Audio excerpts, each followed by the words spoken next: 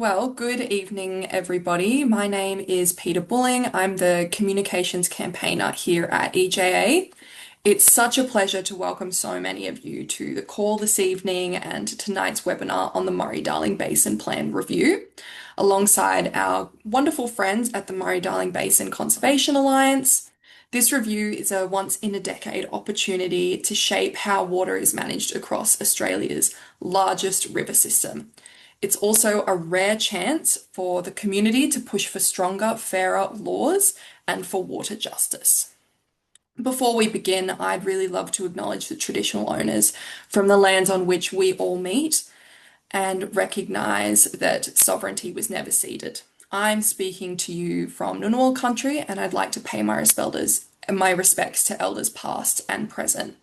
I'm incredibly grateful for their ongoing custodianship and recognise that without the tireless advocacy of First Nations peoples, we wouldn't be here today with the opportunity to have a say. Now, whether you're joining us from an EJA group or whether you're from your local Cons Council or the Alliance, we're all here because we have been touched by the Murray-Darling system and we want to see it protected. We have a big night of water policy detail and science to look forward to, but before we get into that, I thought we could ground ourselves with the magic of the Murray-Darling. So I'd really love it if you could write in the chat some of how you've experienced the magic of the Murray-Darling system. It could be an animal you've seen or a place that you've visited or just a really special moment that stayed with you.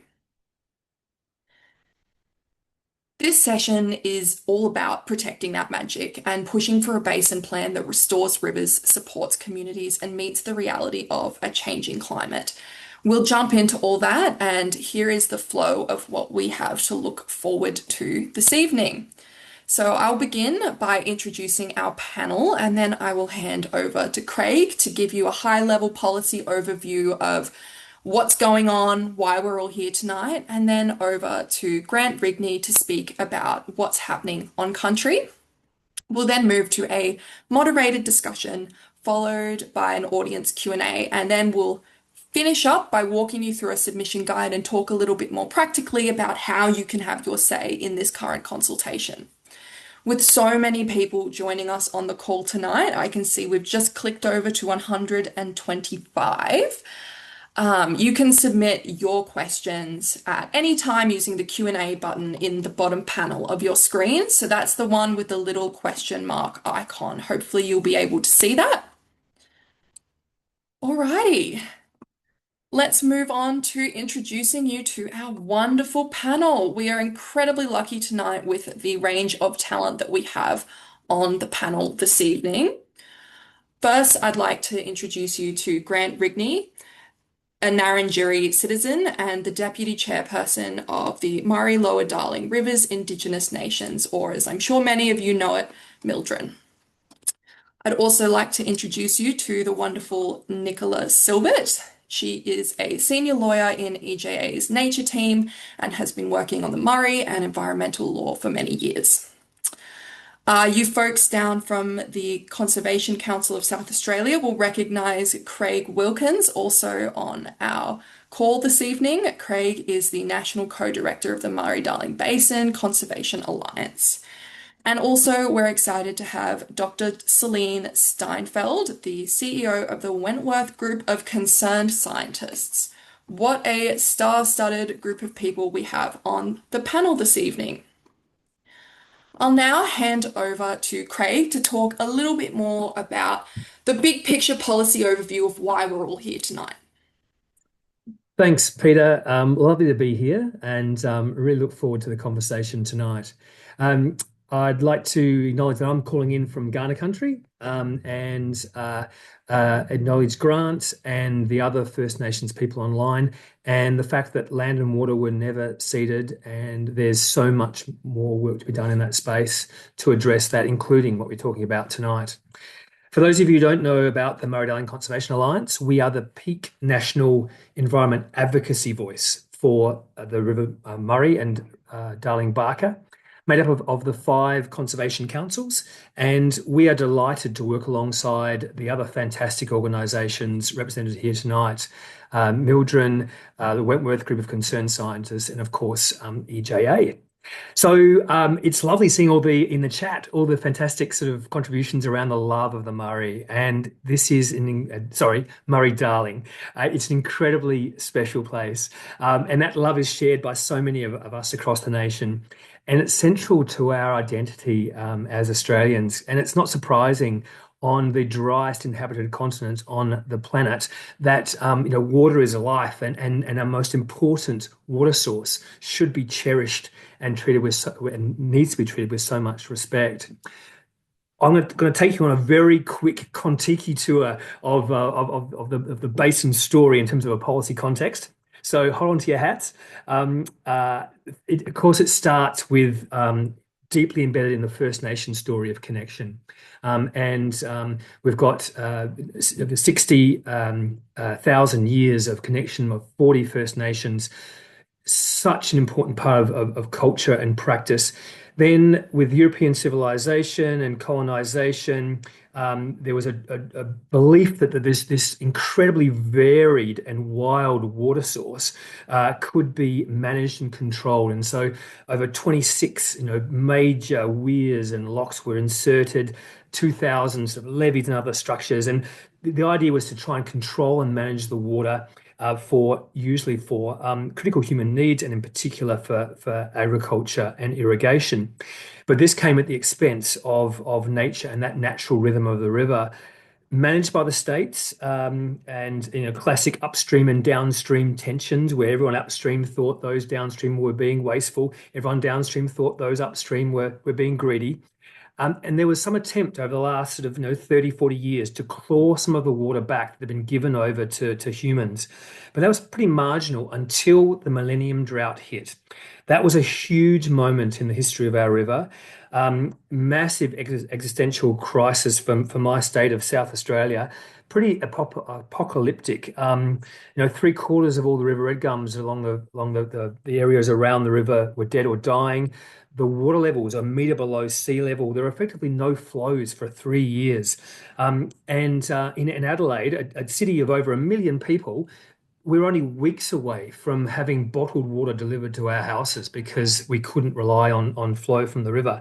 In the context of that crisis, John Howard, who was Prime Minister at the time, and Malcolm Turnbull, who was Water Minister, set up a response which included a overarching Water Act. And it's regarded as a pretty good piece of legislation internationally, although there are certainly some real challenges in terms of what's in the Act and how it's been managed. Essentially, it inserted a much more a clearer role for the Commonwealth in terms of management. It set up things like the water market and sort of split land from water, and set the frame for the Murray-Darling Basin Plan to reverse that historic over-allocation of water. And because the constitutional mandate of the Act, the way it was able to override states' rights was through Australia's international environmental obligations, there were inserted into the Basin Plan a whole lot of ecological outcomes which were supposed to be achieved, including things like protecting Ramsar wetlands, because there are 16 amazing Ramsar listed wetlands across the basin. So the Water Act, and then underneath that sits the Murray-Darling Basin Plan, and there was a huge argy-bargy over that. A really, really tense political negotiation, big compromise. A lot of scientists and ecologists and communities were pretty devastated by the outcome in terms of water recovery targets. But at the end of the day, it was a plan, it was in place, and people signed up to it. I wish I could tell a better story about what's happened since. There have been gains. Whenever water has been returned to wetlands, some wonderful things have happened. We know that really works. During the tinderbox drought, during around 2016, environmental water was the only water that was reaching the Coorong. So the plan is incredibly important, but in summary, it's been 10 years of lost opportunity. Only 2/3 of the water has been returned. a large number of those ecological indicators have not been achieved. And we know that thanks to our friends at the Wentworth Group, they've worked out that only 4% of wetlands get the water they need. We've had experiences of fish kills, particularly in the lower Darling, blue-green algae outbreaks, water quality issues. There's been a growth of a thing called floodplain harvesting, where water is being prevented from flowing into the channel in the northern basin. We've had constant dredging at the mouth, apart from about 9 months over the last 10 years. And bird numbers, fish numbers are down to around sort of 10, 15% of historical levels. Most recently, in January, the Federal Environment Minister Murray Watt declared the lower Murray region critically endangered. And to put that into context, that effectively means that there's a 50-50 chance that this system will not be in a habitable state in 10 years. That's how devastatingly risky this moment is and how important it is that we act.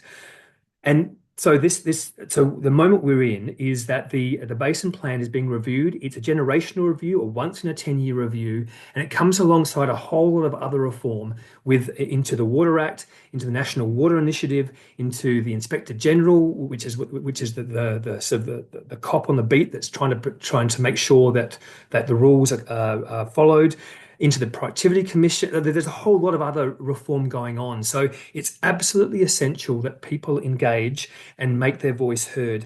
The MDBA, the Basin Authority, who are responsible for the review, are required under the Water Act to consider your views, and so make sure you put them forward. And I'll leave it there and look forward to the questions for you. Thank you so much, Craig. It's so insightful to hear your reflections as a South Australian on the impact of the Millennium Drought, and I look forward to hearing a little bit more about that this evening. Unfortunately, we have had some tech issues for Grant, so he's still trying to connect, but that's all right. We'll hand the floor over to him when he does join. But lucky for us, And can you hear me? Can you hear me now? I'm online at the moment. Yes, On we the can phone. hear you.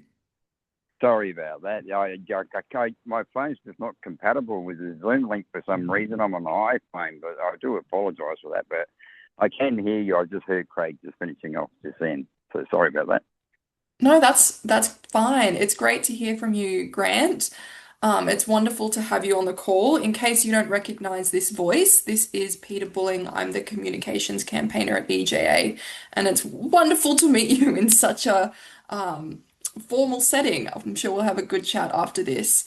If you're comfortable, Sure. Grant, I'd love to hand over to you to just give a little bit of a perspective, an on-ground perspective of how the system is doing on country. Oh, thanks, Peter, and thank you for your time, everyone. It's great to be on the webinar, and just like to acknowledge country that everyone's coming from today as well. Look, the system is really unhealthy. Let's not be coy about it. The basin plan is not delivering what needs to be delivered for the environment.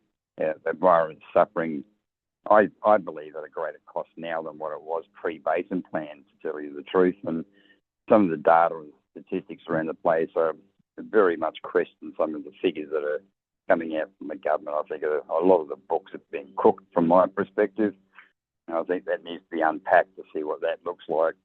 But I was fortunate enough to go up to a field trip late last year up to the Goulburn River with the Southern Connected Basin Environmental Watering Committee. So we had River Murray operators and different types of entities that come from state and Commonwealth as well. But when I first looked at that weir at the Goulburn, it nearly started to make me cry, to tell you the truth. I have never, ever seen the system so dire straits. You could just hear the country screaming, help me. It's damaged that badly. And it's not even a river. It's just an artery for irrigation.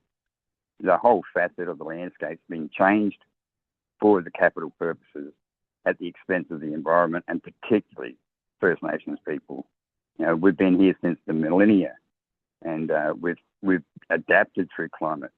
we've adapted through sea level rises and still sustained ourselves within our environment.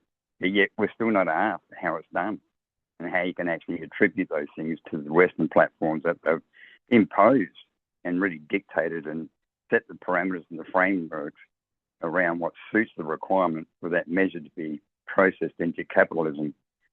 But it's also bureaucratized at the level of the government itself. But then it becomes politicized and it becomes even more confusing. And this is not about doing the right thing. This is about power and control. And this needs to stop, and we need to call it out. And I think processes such as the review that EJA doing, Mildred, EDO, these are the types of things that we need to be getting out there, the alliance, and smashing into these guys and saying, hey, we need to start telling the truth of what's happening here, because our future generations, I really hate to see what's going to happen in that space, and it's really fearful. So, just winding up on that pretty sad story, change needs to happen. It needs to happen in our lifetime, and we need to be the instigators for these things. And we have a mandate to do that, to look after our planet. We have to look after our Mother Earth. We have to look after all living things within. And we need to start changing that dialogue, that sort of like a platform, to make sure that those things are being tasked and processed and they're getting tangible outcomes at the end of the day. Thanks. Thank you so much for sharing that insight.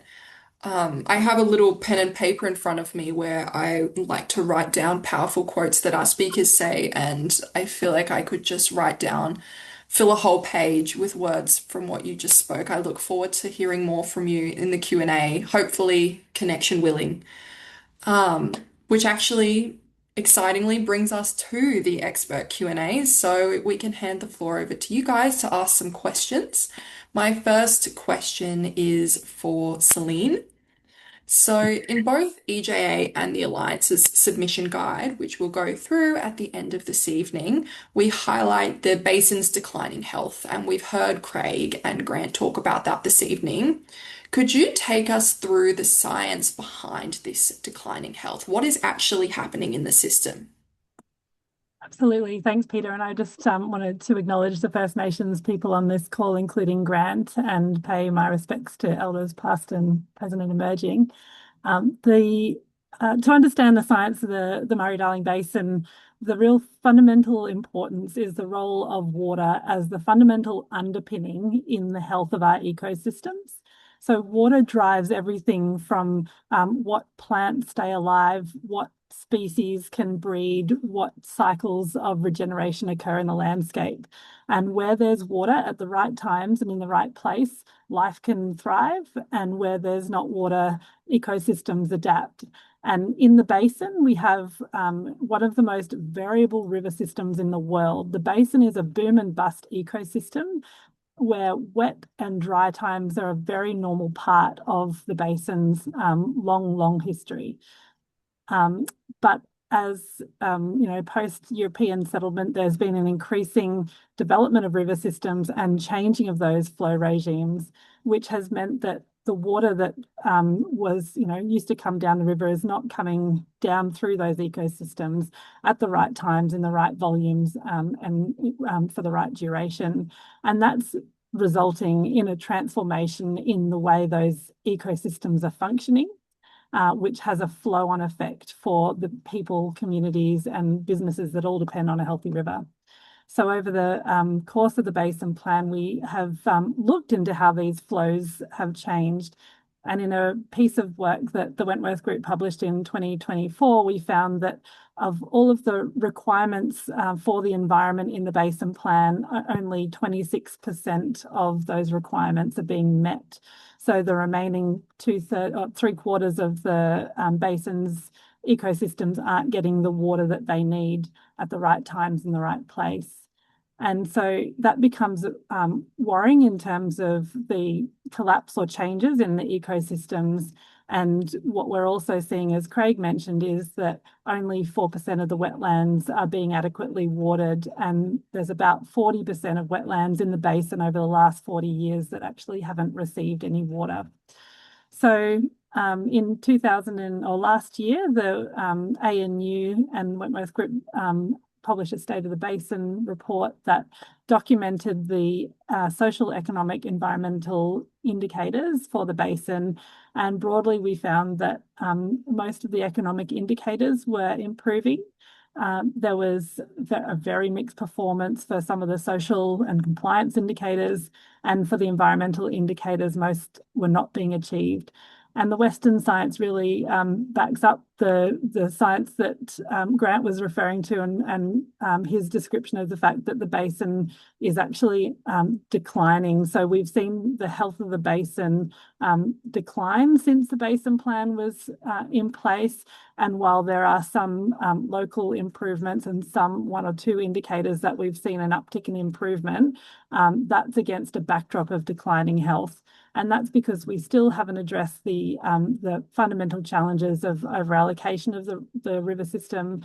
We still aren't seeing the water get to the right places, and the water is in many places confined into the river channel, and we're not getting out on the banks and into the floodplains. And it's also because we don't have that connected integrated land and water management, which is particularly important with climate change, and we're getting new types of flow regimes than we've ever had. So that's I guess the worrying trend that we're seeing in the basin. But importantly, there are ways that we can address that, and we look forward to discussing some of those solutions soon. Thank you so much, Celine. It's so incredible to hear you speak with such an encyclopedic knowledge of all this science. I might ask you perhaps an overly simplistic question. What does this harm actually look like on the ground in the basin? What species are declining? What species are we losing? What ecosystems are we losing? What does this disaster look like? Yeah. It looks different everywhere. Some of the most obvious examples are the Menindee fish kills that we've seen certainly over the last couple of years have been extraordinary in terms of the types of fish like Murray cod that have been affected. So species like that really depend on the right kind of flows are at risk of survival, and in certain parts of the basin there are threatened species that if we don't get the right flows into them, they will they'll become extinct. In terms of in addition to fish, there's also water birds that come to the basin in huge numbers and breed. They use the resources that come with water, the amazing food to breed and grow their colonies. And so we've seen real declines in the water bird numbers over a really long time. These are colonial nesting water birds. In addition to that, there's also the water quality issues and the issues of just reliability and supply of water to communities. So there's many towns in the basin where the drinking water is not clean and safe to drink. And you particularly hear that along the Darling Barker, but elsewhere in the basin, there's real challenges, both in surface water and groundwater. So there's really different manifestations of the impacts throughout the basin with increasing, algal blooms and, effects on the salinity and chemistry of the lower lakes and Coorong's.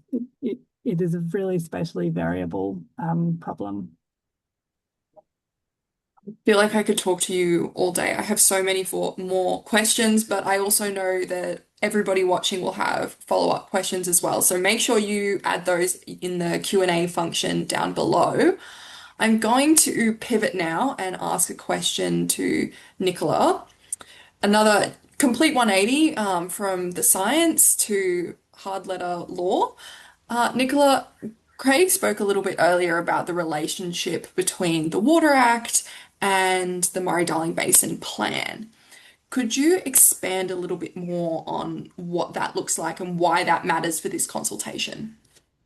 Yeah, absolutely. Thanks, Peter. So the Water Act is the law that gives the Basin Plan its power. It's the law that gives the Basin Plan the power to manage water resources across the basin. But it can only do this legally if the plan aligns with what's set out in the Water Act. And as Craig explained, the Water Act is actually a pretty unique law. And this is because it recognises, as a matter of law and of fact, that the basin is in a state of environmental degradation, as Celine has explained. And it creates legal requirements for the basin plan, the legal requirements in the basin plan for this degradation to be remedied and restored. In particular, this is to be done using the best available science. The problem is that the basin plan, in law and in practice, we've seen it's not been meeting what the Water Act requires. And there's been a lot of debate about whether this means the basin plan is legal at all. So a core example of this is in the setting of the limits that determine the volume of consumptive use, the water that can be taken for consumptive use across the system. And so there's a big question about whether that volume is sustainable and therefore whether it is legal under the Water Act. Through the basin plan. So in conducting the review of the basin plan, it's going to be really important for the Murray-Darling Basin Authority to examine whether the ambition of the Water Act is actually being met by the basin plan. And if not, it could possibly lead to amendments which bring the basin plan in line with the Water Act. And this is also going to be important because, as well as the basin plan being reviewed, there's also an upcoming review of the Water Act. And we really need to make sure that the ambition of the basin plan is being risen to meet that of the Water Act, and that the Water Act isn't, I suppose, the standard of the Water Act isn't lowered down to what the basin plan is currently delivering. Thank you so much for that, Nicola. I really enjoyed hearing you avoid saying that the Water Act is not going to be watered down. Um, I'm sure there's a campaign slogan in there somewhere. That's really wonderful to hear. My next question, I would love to bring Grant on the call. Grant, if we still have you. It was wonderful when hearing you talk before about how important it is and the urgency around getting as many people involved in this process and taking action as possible. I was hoping that you could expand a little bit on exactly how people writing submissions can support the work that you do. What can we say? What can we include? Look, I'll be absolutely truthful with you. I think for me, the basin plan review is a distraction from my perspective. Because the core element is exactly what Nicola was just talking about. It's the Water Act. The Water Act needs to be the target to have the reframing of that Water Act for First Nations in particular, for the equity and water rights and water allocation itself. But I think we're being distracted with the processes around the basin plan review itself. So let's think about what are we reviewing here. We have certain sections, about 14 or 10 or 14 chapters of the basin plan itself, which we should be reviewing as it stands itself. The ESTL, as Nicola was talking about, I think is one of those dialogues that comes within the review. And after reading the Environmental Justices of Australia's submission, I really concur with those outcomes and really the baseline is around those outcomes that came out of the Royal Commission in South Australia with Brett Walker in particular, and with Richard Beardsley as a Queen's Counsel at the time.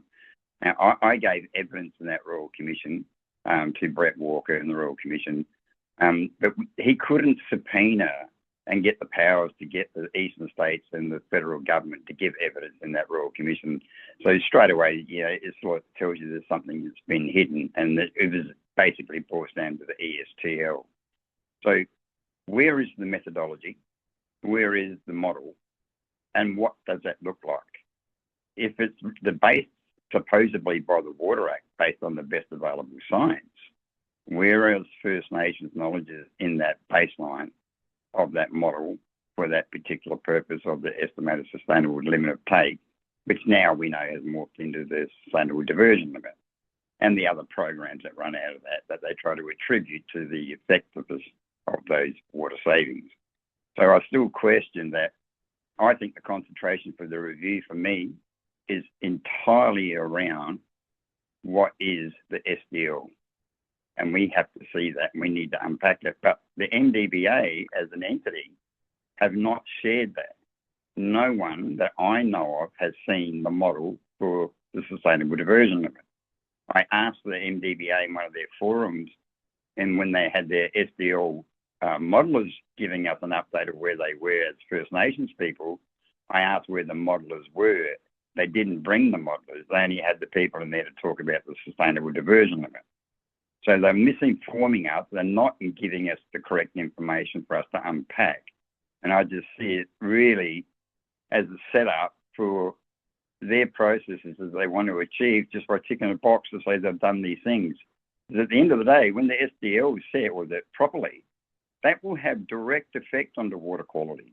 It will have direct effect on how much e-water we can get down the systems that are not just feeding the major Ramsar sites or the Icon sites, but all the other waterways, wetlands and nurseries that are missing out on those major events of watering. So it is convoluted in so many spaces, it's not funny. But as for the review of the plan, it has to be on the baseline of the outcomes of Brett Walker's Royal Commission, because it clearly is the truth-telling that's not being done.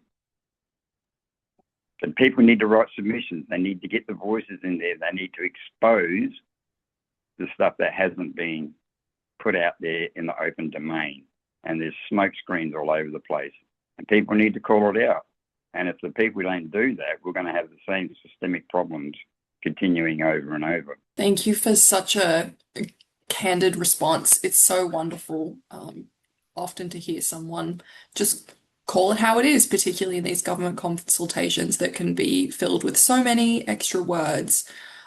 Taking it away from the consultation and zooming out a little bit, what about for folks who live along the system? I'm hearing you saying call out these smoke screens, call out these problems, but what, if anything, can we do on a day-to-day basis to help support your work as well, Grant?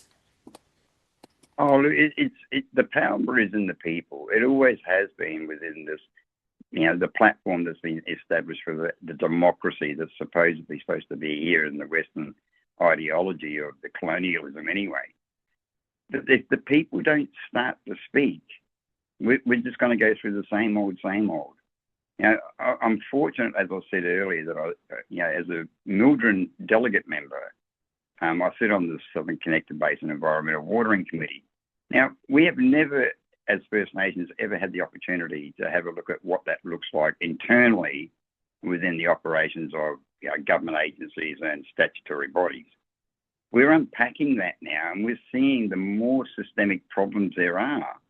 Having talks to people about the floodplain harvesting new processes that are coming within New South Wales to extract an extra 400 gigalitres of water out of the system.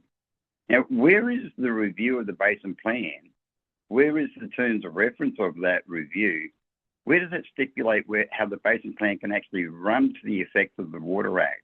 When we have jurisdictions that have their water acts themselves of the 2000 New South Wales Water Act that can implement these things that affect the basin plan. So why isn't there measures that we can review the jurisdictions that are not compliant to the federal legislation? We muck around the edges on too many things here instead of calling it out as it is. And the feds won't call New South Wales out because that is political suicide. And they know it. And we all know it. But we have to call it out. I'm not there in the roles that I played to get ministers' bums back in their seats for 4 years. I'm there to make them compliant to what they're mandated to do. And they are not doing it. So the people need to call them out on the river systems and off the river systems. This is a national outcry that needs to be done. Our future generations are going to be looking back at us and saying, we are the ones that stuffed it up. Not on my watch, I don't want that. We have to be more vigilant and we have to be truthful. This country has a problem with that. Thank you so much, Grant. I'm not sure if you can see the chat with how you've joined us this evening, but there's a lot of love for you coming through the chat from the folks on the call, which is really beautiful to see. That was Um, wonderful. my next question is for Craig, and I guess it kind of carries on from the urgency in what Grant was talking about. You and I have spoken a little bit about how this could be the biggest restoration project in Australia. What gives you hope that this change is possible, that we can pull this off? Yeah, thank you for that question. And I'd also like to have a shout out to Uncle Grant. Yeah, love his truth telling. And that sort of laser focus on the root cause of the mess that we're in, and the necessity for additional water recovery. We cannot have a river without water. That's I think it's quite an astute observation to be focusing in on the Water Act. Um, uh, but we do want the alignment between the Basin Plan and the Water Act to be as high and ambitious as possible. And that's where I think it's still really important that people do make the most of every single opportunity we have to put their voices heard through to decision makers. Because there's beyond the sort of confines of the formal consultation process, there's also a vibe moment of which happens in these reviews, and the more momentum, the more noise, the more activity, the more interest there is. It helps decision makers sharpen their minds towards hopefully a more ambitious response. So yeah, we certainly there is so much at stake. We've kind of touched on some of it, and but I think for many people that actually don't quite realize just how important this river system is. I mean, we are talking about 14% of our nation. It's over 1 million square kilometres. Over 2 million Australians rely on the river daily for their water. There's 286 threatened species. So it's actually one of Australia's most biodiversity rich regions. Um, and I mentioned before around the 16 Ramsar wetlands, but you've got places like the Barmah wetlands in Victoria, 66,000 hectares, largest river red gum forest in Australia. So the potential, if we get this right, to transform these areas is just so enormous. So yeah, we often talk about this being potentially Australia's biggest nature restoration project, and also potentially Australia's biggest climate adaptation project, because getting water right is essential climate resilience work. Um, it's an opportunity for a national legacy, and also if we it's a chance for us to take critical steps along the path for water justice, and closing the gap for traditional owners. So we kind of, yeah, like the potential is there for a transformational moment in our nation. And we know that so many people do love this system. And part of it is capturing that love and then directing it towards the decision makers at this time. There is a political window that is open, where we've got a minister that at this stage has not yet indicated where he wants to land in this debate. And so therefore there's a potential to influence him. And that I think is a little bit different to the space we've been in over the last 10 to 12 years. There is a real chance to help shape the politics, to bend it towards a healthy river. So that's certainly what gives me hope. The fact that we've got so many people on tonight, water law is perhaps not the most, maths kind of, way to spend an evening. But the fact that you're all here and you all care and you're all listening and wanting to respond is really exciting. And I think it's up to all of us to just be really sharp and clear around getting our messages through at this critical time. That's so wonderful to hear. Thank you, Craig. I love that you mentioned maths. Maybe we're lucky that they just had the last episode a couple nights ago, so we weren't competing. That's how we got all these amazing people on the call. I just for my last question, I promise we're going to hand it over to the audience and get to your questions just after this one. I wanted to ask another question to Celine about what she sees as the biggest priorities for this reform. With your scientist hat on, what would you be asking for? Thanks, Peter. The Wentworth Group has been putting forward 5 recommendations to see in the next basin plan review. The first recommendation is around ensuring that we have an outcomes-based basin plan. The current basin plan proposes a bit of a Vegemite approach of trying to achieve everything everywhere, but that's not being achieved, and it's certainly not going to be achieved in a changing climate. So what we're calling for is a basin plan target that's aligned with the Global Biodiversity Framework 30 by 30 commitment of at least 60% of wetlands protected and restored. And given that we're currently at 4%, we think that's a big jump, but we also think it's realistic, but because we've done some analysis to show how we think we can achieve it, that we think is a practical and possible way forward. The next thing we think we need to see in the basin plan is to prepare a plan for climate change. The current plan doesn't include climate change, and the discussion paper that the Murray-Darling Basin Authority released recently for public consultation proposes to essentially kick climate change down the road for another decade.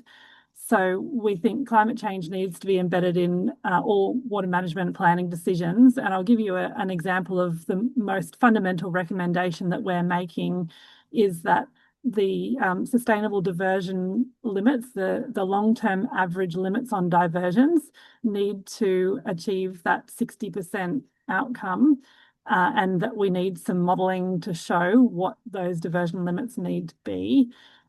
In addition to that, we can't rely on long-term historical averages for protecting and prioritising water to the most important values in the basin. So we actually need to look at the rules that are set within the water sharing plans within valleys that determine how water is used among all of the different water users. And in particular, we need rules that require flows to be prioritised for particular ecosystem, cultural and human values before upstream extraction can occur. And that means rules like in the Northern Basin, the resumption of flow rules that protect that first flush that comes through the system to ensure that, flows into Menindee lakes are protected down through the Northern Basin. Or it might mean that if there's a water quality emergency playing out in a stretch of the river, that upstream water extractions are paused until those downstream needs are met and those settings return to safe and healthy environments. That is a very big departure from the way things are currently set up, but it is also the way that already policy is heading, particularly in the Northern Basin when we talk about connectivity. So that's a really crucial solution, or part of the solution for climate change, to ensure that upstream water management decisions actually take account for what's going on downstream in a real-time way. The third priority is to respect and embed Aboriginal water rights in water planning, and Grant will no doubt be able to speak to this best, and we're always guided by Mildren and their recommendations and solutions for this, but certainly from the discussions we've had, the embedding of explicit legal recognition of Aboriginal people's water rights and interests within the basin legislation, ensuring that there's cultural flows that, the models that Mildren's developed that are actually embedded into water planning so that we know that we're providing the provisions. And I saw someone posted in the chat the statistic that only 2.2% of surface water entitlements are held by First Nations people, and we think there should be a target set in the basin plan to change that significantly. The next solution we have is around supporting communities through this transition, both climate change and the transition of basin plan policies, which will require a basin transition fund so that regional communities can develop new and different sustainable industries, that communities can be supported, and local water security can be improved. And the basin plan also needs to clearly define and operationalise the critical human water needs provisions and upgrade the water supply infrastructure to basin towns to ensure that towns, all people are getting access to safe, clean drinking water. And finally, there's a recommendation around restoring public trust by improving governance and accountability. And that's a really fundamental one, as all of us here do have, all of the people on the panel have concerns around the governance in water systems. And there are some really quite straightforward measures that could improve the accountability. First of all, things like ensuring that the hydrological models are publicly accessible and able to be scrutinised and meet a certain standard, and ensuring that there is best practice standards for information systems. But there's also other governance opportunities, like ensuring that basin governments, state governments, are actually accountable to the Commonwealth government to deliver on the agreed commitment. And we've seen again and again over the course of implementing the current plan that it's that tension that remains a very big component of the way forward. There's some practical suggestions there that would help very much to improve the accountability and the integrity of the plan. Thanks. Thank you so much, Celine. I feel like you don't have to look much further than the comment section of this webinar to see that there certainly isn't a lot of public trust in the process now. I would really love to hand over to your questions now. I can see them coming through. So if you're thinking of any others, pop them in that little question mark box at the bottom.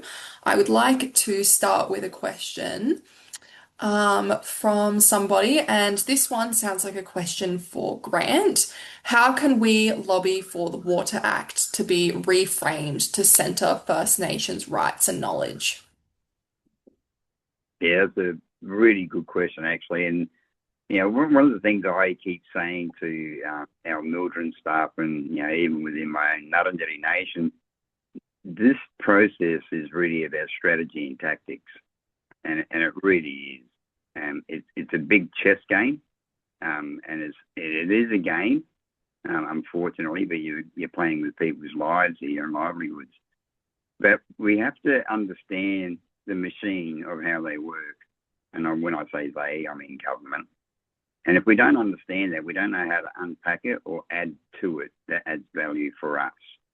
And I'm a real adamant person around nationhood building and governance. And that's been sort of my stance for many, many years. You get your governance and your nationhood in order, you can achieve anything that you want to achieve. But in the process of around getting water equity, it's really about that strategy and tactics. One of the things that we pushed Mildred very hard for was in the Restoring Our Rivers Bill in 2023, along with the Alliance and many other supporters in these areas. To get across the line the United Nations declarations for the rights of Indigenous peoples to be as a part of the terms of reference for the Water Act review. We didn't want just the terms of reference, we wanted it written into the Water Act as a part of Restoring Our Rivers Bill. But the Labor government were adamant that the Solicitor General's advice was that they had to ratify the UNDRIP declaration before they could actually put it into the Water Act, which I called bullshit on, to tell you the truth. I'm sorry about my language, but that's just what it is. It's bullshit. Australia are a signatory to the agreement on the international platform. To me, that is already ratification, and we've had advice from King's councils that they don't need to ratify the UNDRIP declaration. They can enshrine it within the Water Act today if bills were proposed for it. But the only way we could get around getting the UNDRIP declaration even looked at was to get it and agree to the terms of reference of the Water Act. That's the first time in Australia's history that an international instrument such as UNDRIP actually being utilised within the Australian framework that I know of in Federation. So it's a real big win in that space, and that's what I mean by the strategies and tactics, which the charters within the UNDRIP Declaration certainly allude to and point to certain rights of First Nations peoples within their own landscapes and their own country. The other type of things that we can reframe the Water Act with. So that's just the starting point. You know, we need to utilise other instruments that are out there that we can tap into as well. The EPBC Act. What can we take out of that that can attribute to what we're trying to achieve here for that reform and reframing for First Nations rights and equities? And we also need to use things such as the new National Water Agreement that's been processed at this present moment, which is a reframing of the National Water Initiative from 2004. But I sat on the Committee for Aboriginal Water Interests for a few years, and one of the things we did in that committee, and we were independent of government, we were not ministerial appointed, we were going to be bold and brave in what we were proposing and putting forward. And we enshrined within the objectives of that new National Water Agreement a document called the Insights Paper that was written by First Nations people for First Nations people, after listening to people around the country. But it really talks about rights based to water, you know, customary law, these things that have been accepted by the jurisdictions and the territories and the federal government. But the baseline's been established that we can use tools like that to add value for that reframing of the Water Act. So it's strategies and tactics, but you need to understand it too. And it's a very convoluted system, as we all know. And I could talk to the audience and the panel for hours about the breakdown I could do on New South Wales, Victoria, the View, the Commonwealth Environmental Water Holder, South Australia. I could give you an analysis of every state and jurisdiction of what they're doing, and they are not doing a great job. There are some who are absolutely dedicated to doing the right thing. And I kept saying this to the Scubic group and the River Murray operators. You guys are putting a Band-Aid on a massive hemorrhage, and it's not working. We need to change the platform and reframe the whole processes around how it's done that gives the environment what it needs, that will give us as people what we need. So I think I better shut up. I'll keep talking. I'm sure many of you people on the call would agree, but I feel like I could listen to you yap all day, Grant. But as you can tell by the increasingly darkening background, we do have to be conscious of time. So I think for our last audience question, this one is for Nicola. I've had someone ask, how do I actually write a good submission?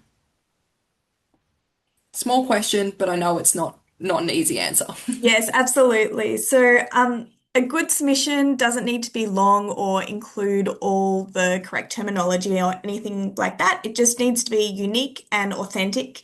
So, if you're someone that lives along the system or you have particular experiences of how the environment has been impacted, you can tell that story in a submission and include photos or stories to support your point. And in fact, I can see some people have already been putting some of these stories into the chat here today. So feel free to use that as the starting point for your submission. But Environmental Justice Australia and the Murray-Darling Conservation Alliance are also releasing submission guides to help you with that. So I'm sure you'll be receiving a link with those sort of guidance in your inbox very soon. Wonderful. I guess that's a great opportunity to segue into a little bit of a conversation about these submission guides and how you actually use them. So it should be pretty straightforward to write your submission with these guides, and I'm sure that you've all learned so much from the speakers tonight, so that will definitely help. I know that I have. You'll see the link on these slides. You can scan that with your phone and access EJA's submission guide, which focuses more on some of the legal and policy aspects of the reform that we've discussed this evening.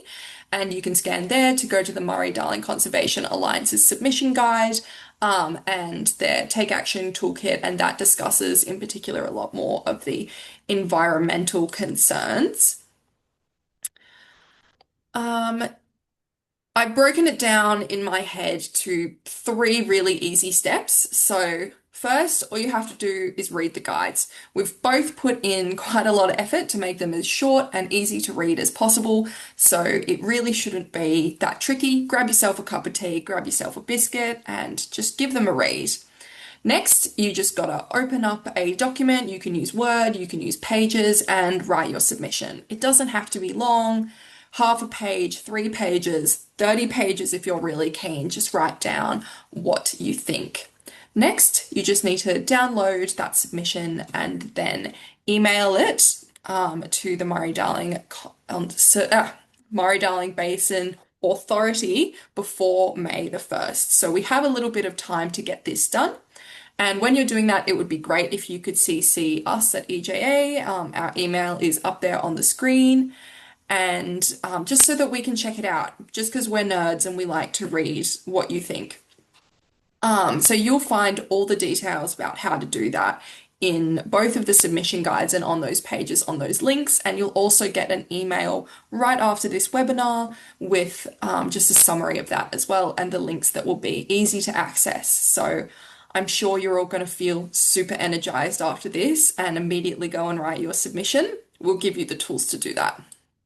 On the Alliance's website, they also have a really great pre-filled form. So if you're really strapped for time and you've only got 30 seconds to write your submission, you can head over there and just personalize the template that they've put together and send it in automatically using their system that they've put together. And seeing that we've only got 3 minutes left, I think that brings us to the end of the evening. Thank you all so much for coming. We had over 160 people on the call at one point. So that's a huge amount of people. Thank you all for joining. I'm sure if we all write submissions, we'll be able to have a really big impact. The next steps, to remind you, they should be on the screen. We've just talked about them, but I'd also like to take a minute to thank you, our incredible speakers, Craig, Grant, Celine, and Nicola. Thank you so much for joining us this evening, particularly you, Grant, battling against your IT issues. It was so wonderful to have your perspective. We're really lucky tonight to have such a wonderful group of people joining us. And last thank you is to all of you people giving up your Wednesday night to come and spend it with us and to chat water law. And thank you for following and supporting our work. Whether you've come from us at EJA or from the Murray-Darling Conservation Alliance, we really appreciate your work and you enable us to do our jobs and give us the power that we need. If you'd like to learn more about either Environmental Justice Australia or the Murray-Darling Conservation Alliance, I have a feeling there will be some information that will pop in the chat for you to follow those links and come join us and give us a hand. So that brings us to time. Hats off to you all for being a part of this growing movement for water justice and standing up for healthy rivers, strong laws, and the communities and cultures that depend on them. You're all legends. Have a great evening. Goodbye. Thank you.